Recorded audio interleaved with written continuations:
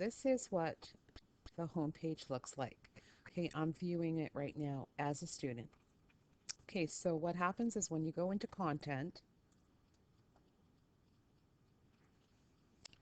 if you start with the first unit, which is exponential functions, you'll notice that up comes three modules. The next one, the next three modules again.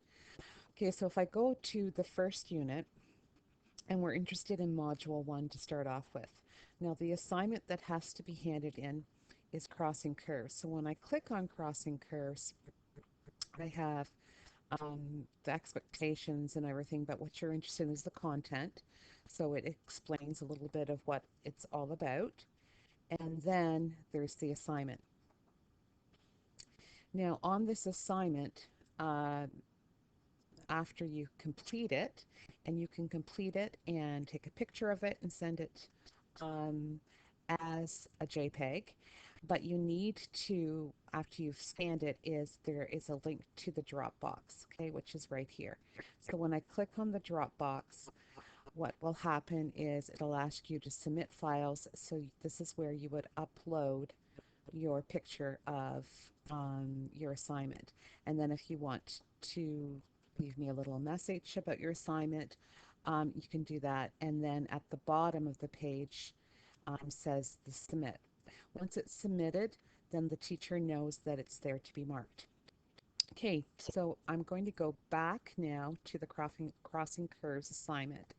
Now, the only problem about doing this by hand is the first email I sent you, I just copied it and it didn't show that these x variables are actually exponents. And so it makes it very difficult for you to do this by hand to graph y equals 27 to the x because it grows very, very quickly. The same thing what happens when it's 27 to the 2x. So I really recommend to do Desmos. So what I'm going to do is I'm going to walk you right through Desmos. So I'm going to open up another page because it's actually fairly easy. So I do desmos.com and I am going to launch the calculator and I'm going to enter two equations. The first equation I'm going to put here and I'm just literally typing, I could type it in or I'm going to use the keypad so you can see what I'm doing. So it's y equals 2 and I'm going to put it to the power of, okay, so there's the power of x. And I want to find where that intersects with y equals, let's say, 10 times 3 to the power of, and if I want to put it x plus 1. Okay, so I've just made up those equations, and I don't know if you can see they're both increasing graphs, and actually right here is where the intersection point is. So that's pretty easy. Now, in most cases, however, the number that they give you, they'll cross in a slightly different area. So I'm going to put y equals 10 as my second one. Now, if you notice, it's like I can't see where that second graph is, so I'm just going to zoom out, and there it is up here. Okay, so, and again, it's very, very easy then to see what that point is. So I can write down the point, 3.32, and there's no way that when graphing by hand that you're going to be able to get it accurate to two decimal places.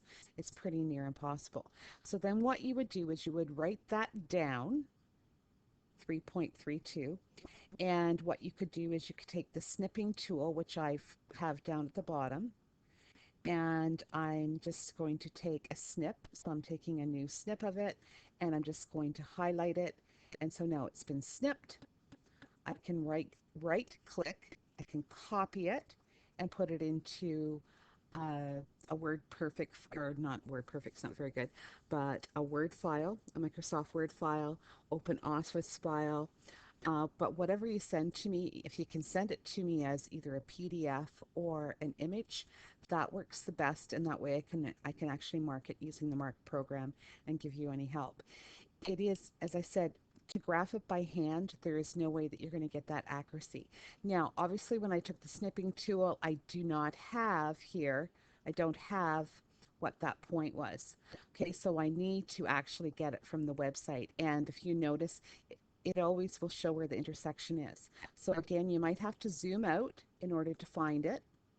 Okay, because when you first put it in, it won't necessarily be there. Um, but that is actually is I think the much easier and less time consuming.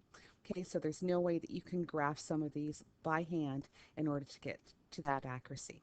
Okay, hopefully that helps you.